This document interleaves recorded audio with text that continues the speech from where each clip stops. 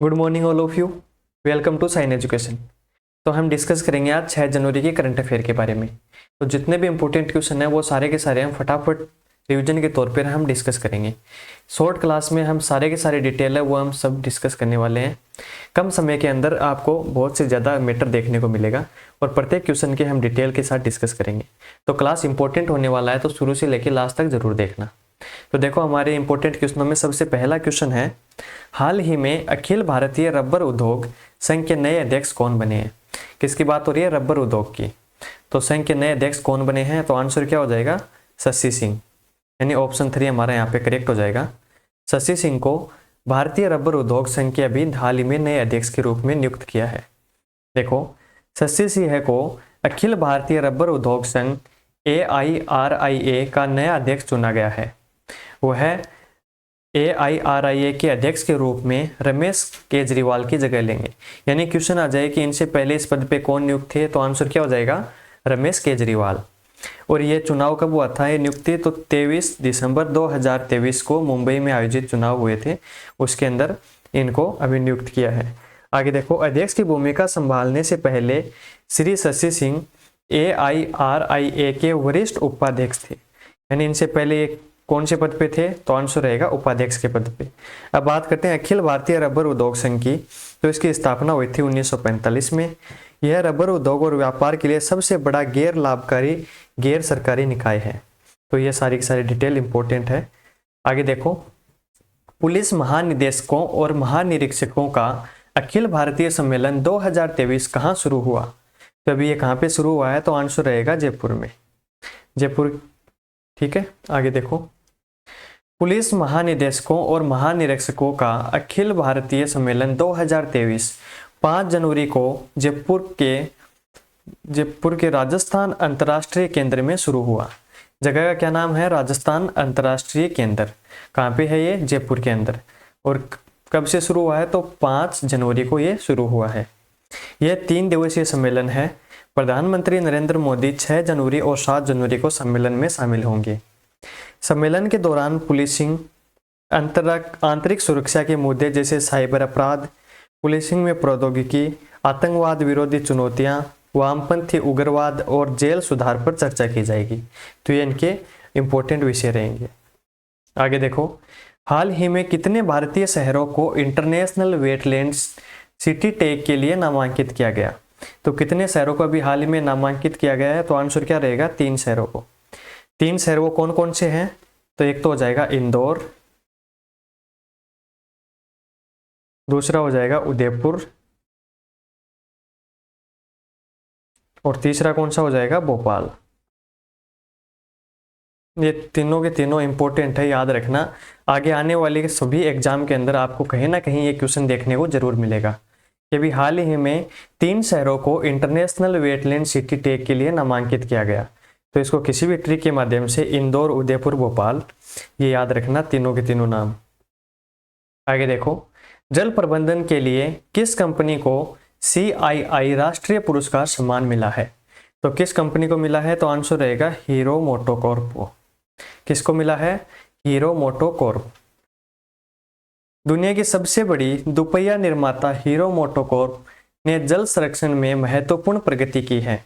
जल प्रबंधन में उत्कृष्टता के लिए CII राष्ट्रीय पुरस्कार जीता है और 2025 तक 500% तक जल सकारात्मक बनाने का महत्वाकांक्षी लक्ष्य इन्होंने निर्धारित किया है। आगे देखो, हाल ही में किस लेखक को 2023 कुवेम्पु राष्ट्रीय पुरस्कार मिला है? कौन सा पुरस्कार है? कुवेम्पु राष्ट्रीय पुरस्कार। तो किसको मिला है? तो आंसर क्या रहेगा? शीर्षेंदु मुखोपाध्याय। नाम थोड़ा सा अटपटा है लेकिन याद रखना, इंपॉर्टेंट है। शीर्षेंदु मुखोपाध्याय। और ये कौन सा पुरस्कार है? कुवेम्पु राष्ट्रीय पुरस्कार 2023 का। देखो, प्रसिद्ध बंगाली लेखक कहाँ से बिलोंग करते हैं? बंगाली लेखक हैं ये। शीर्षेंदु मुखोपाध्याय को दिवंगत कवि कुवेम्पु के सम्मान में भारतीय भाषाओं में महत्वपूर्ण योगदान का जश्न मनाते हुए 2023 कुवेम्पु राष्ट्रीय पुरस्कार इनको मिला है। शीर्षेंदु मुखोपाध्याय ने 90 से अधिक किताबें लिखी हैं, जिनमें बच्चों के लिए यात्रा वृत्तांत और कथा साहित्य सहित विभिन्न शैलियों की इन्होंने किताब लिखी हैं।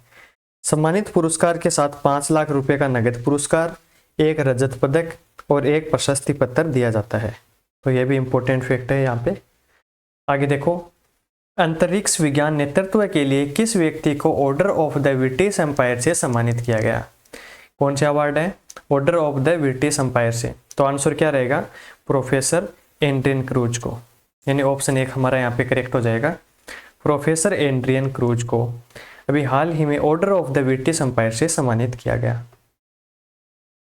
बर्मिंघम विश्वविद्यालय में गुरुत्वाकर्षण तरंग अनुसंधान समूह के एक प्रमुख व्यक्ति प्रोफेसर एड्रियन माइकल क्रूज को अंतरिक्ष सेवाओं में उनके योगदान के लिए नए वर्ष के सम्मान में इनको सम्मानित किया गया।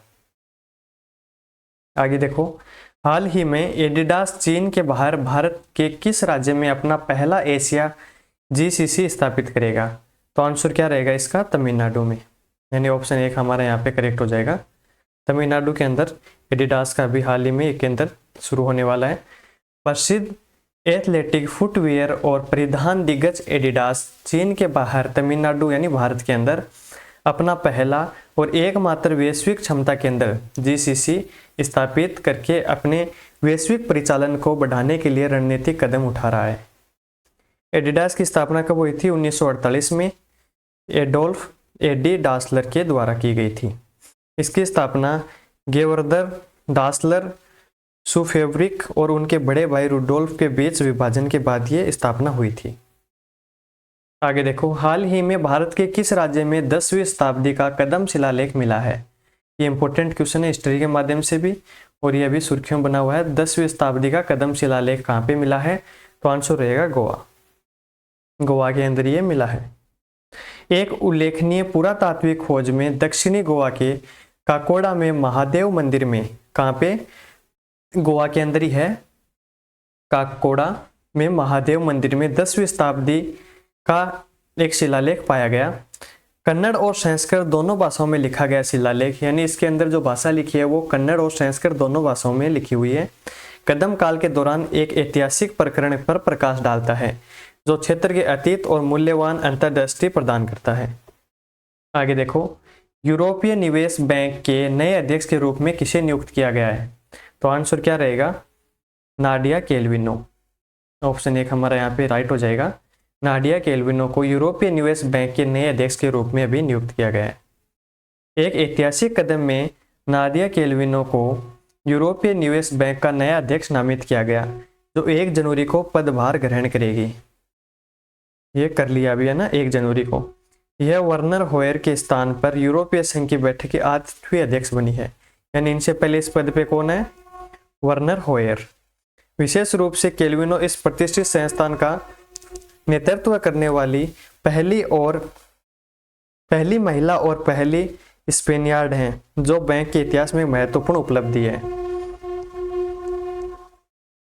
आगे देखो, हाल ही में किसके द्वारा किसानों के लिए तुअर दाल प्रोक्योरमेंट पोर्टल लॉन्च किया गया? कौन सा है? तुअर दाल का। तो इसका आंसर क्या होता है? किसके द्वारा किया गया पोर्टल लॉन्च? तो अमित शाह के द्वारा, यानी ऑप्शन 3 हमारा यहाँ पे करेक्ट हो जाएगा। केंद्रीय सहकारिता मंत्री अमित शाह ने किसानों के लिए खास पोर्टल लॉन्च किया है, तुअर दाल प्रोक्योरमेंट पोर्टल।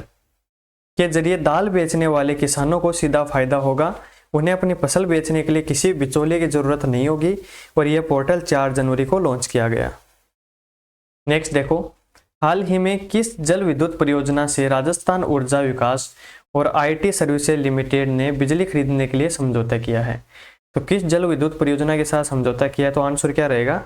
रतले जल विद्युत परियोजना। देखो, जम्मू कश्मीर की रतले जल विद्युत परियोजना से राजस्थान ऊर्जा विकास और आईटी सर्विसेज लिमिटेड ने बिजली खरीदने के लिए समझौता किया। इस समझौते पत्र पर 3 जनवरी 2024 को Ratle hydro electric power corporation limited, Rajasthan ऊर्जा विकास और आईटी सर्विसेज लिमिटेड के वरिष्ठ अधिकारियों की उपस्थिति में जयपुर में हस्ताक्षर किए गए। इसके तहत RHPCL राजस्थान ऊर्जा विकास और आईटी सर्विसेज लिमिटेड को 40 वर्षों की अवधि के लिए बिजली प्रदान करेगी। तो कितने टाइम के लिए? आंसर रहेगा 40 वर्षों के लिए। अब बात करते हैं इस जो ये परियोजना है रतले विद्युत परियोजना, ये कहाँ पे है? तो जम्मू कश्मीर के किश्तवाड़ जिले में चेनाब नदी पर स्थित है। ये यहाँ पे इंपॉर्टेंट फैक्ट है। तो कहाँ पे स्थित है, तो आंसर क्या रहेगा, जम्मू कश्मीर के किश्तवाड़ जिले में चेनाब नदी के ऊपर स्थित है। RHP में 133 मीटर लंबा बांध और एक दूसरे से सटे 2 बिजली स्टेशन इसमें शामिल हैं। तत्कालिक प्रधानमंत्री भारतीय प्रधानमंत्री डॉक्टर मनमोहन सिंह ने जून 2013 में इस बांध की आधारशिला रखी थी। आगे देखो, हाल ही में भारत के प्रथम बीच गेम्स 2024 का आयोजन किस स्थान पर किया गया। कौन सा है, तो प्रथम बीच गेम्स यानी समुद्र के किनारे ये गेम चलते हैं, तो इसका नाम है बीच गेम 2024। तो इसका आंसर क्या रहेगा, दीव बीच पे। कौन से पे, दीव बीच पे। देश के प्रथम दीव बीच गेम 2024 का शुभारंभ 4 जनवरी 2024 को दीव के घोघला समुद्र तट पे हुआ। ये जगह का नाम है दीव के घोघला समुद्र तट पे हुआ। दीव केंद्र शासित प्रदेश दादरा और नगर हवेली और दमन और दीव का एक भाग है।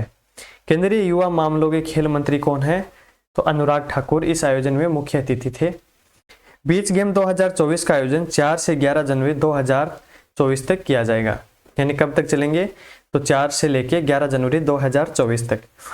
इस बीच गेम में कुल 8 खेलों का आयोजन किया जाएगा। बीच गेम 2024 का समापन समारोह INS खुखरी स्मारक में आयोजित किया जाएगा।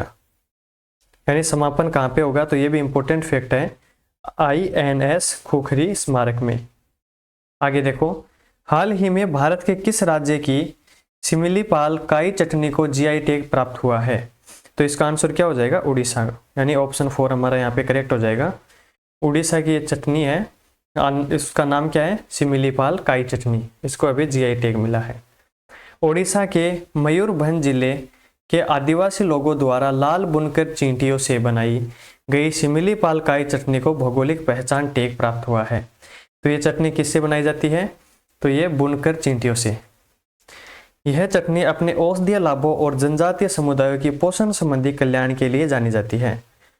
लाल बुनकर चींटियों में protein, calcium, zinc, vitamin B12, iron, magnesium, potassium, sodium, copper और एमिनो एसिड अम्ल होते हैं। यानी इतनी छोटी सी चिंटी के अंदर ये इतने सारे ये प्रोडक्ट भर भर के मिलते हैं। आगे देखो, रानी दुर्गावती श्री अन्न प्रोत्साहन योजना किस राज्य में शुरू की गई, तो इसका आंसर क्या हो जाएगा, मध्य प्रदेश में। कहाँ पे शुरू की गई, मध्य प्रदेश में। मुख्यमंत्री मोहन यादव ने को जबलपुर में रानी दुर्गावती अन्न प्रोत्साहन योजना के क्रियान्वयन को मंजूरी दे दी। इस योजना का उद्देश्य किसानों को मोटे अनाज के उत्पादन के लिए प्रति किलोग्राम 10 रुपये की सब्सिडी के साथ प्रोत्साहित करना है, जिससे उपभोक्ताओं और खेती में लगे सीमांत उत्पादकों दोनों को लाभ होगा। नेक्स्ट क्वेश्चन है, हाल ही में किसने एशिया के सबसे अमीर शख्स का खिताब अपने नाम किया है। यानी भी हाल ही में एशिया के अंदर सबसे अमीर शख्स के रूप में टॉप 1 पे कौन है, तो आंसर क्या हो जाएगा, गौतम अडानी। यानी पहले कौन थे, मुकेश अंबानी, इसके अभी ये गौतम अडानी। देखो 5 जनवरी तक गौतम अडानी के पास 97.6 बिलियन डॉलर की कुल संपत्ति के साथ सबसे अमीर व्यक्ति का खिताब है। उन्होंने मुकेश अंबानी को पीछे छोड़ दिया, जो अब 97 बिलियन डॉलर की कुल संपत्ति के साथ ब्लूमबर्ग इंडेक्स में दूसरे स्थान पे आ गए हैं। यानी पहले स्थान पे अडानी और दूसरे स्थान पे मुकेश अंबानी। आगे देखो, हाल ही में कौन सा देश डिजिटल शेंगेन वीजा जारी करने वाला पहला यूरोपीय संघ देश बन गया है, तो इसका आंसर क्या हो जाएगा, फ्रांस। फ्रांस ने 2024 ओलंपिक और पैरा ओलंपिक खेलों के लिए डिजिटल शेंगेन वीजा जारी किया। 1 जनवरी को लॉन्च की गई ओलंपिक वाणिज्य दूतावास प्रणाली लगभग 15,000 अंतर्राष्ट्रीय एथलीटों, 9,000 पत्रकारों और खेलों में भाग लेने वाले विदेशी प्रतिनिधि मंडलों के लिए वीजा आवेदनों पर कार्रवाई करेगी। फ्रांस वीजा प्लेटफॉर्म के माध्यम से लगभग 17,000 वीजा पूरी तरह से ऑनलाइन जारी किए जाएंगे। नेक्स्ट देखो, हाल ही में किस खिलाड़ी को puberty athlete of the year 2023 चुना गया, तो इसका आंसर क्या हो जाएगा, विराट कोहली। आंसर क्या रहेगा, विराट कोहली। लियोनेल मेसी के खिलाफ 78-22 के अंतर से निर्णायक जीत हासिल करने वाले विराट कोहली को 2023 के लिए puberty athlete of the year नामित किया गया। यानी पहले कौन थे, तो लियोनेल मेसी, और अभी कौन आ गए, विराट कोहली। इंस्टाग्राम पर 35 मिलियन से अधिक फॉलोअर वाले एक ऑनलाइन समुदाय प्यूबिटी ने एक ऑनलाइन सर्वेक्षण आयोजित किया जिसके अंदर विराट कोहली टॉप 1 पे रही। तो देखो हमने 6 जनवरी के जितने भी क्वेश्चन थे जो अभी सुर्खियों बने हुए थे वो सारे के सारे हमने फटाफट सारे के सारे हमने डिस्कस कर लिए। तो क्लास अगर पसंद आई है तो वीडियो को लाइक करना और चैनल को सब्सक्राइब करना। Thank you.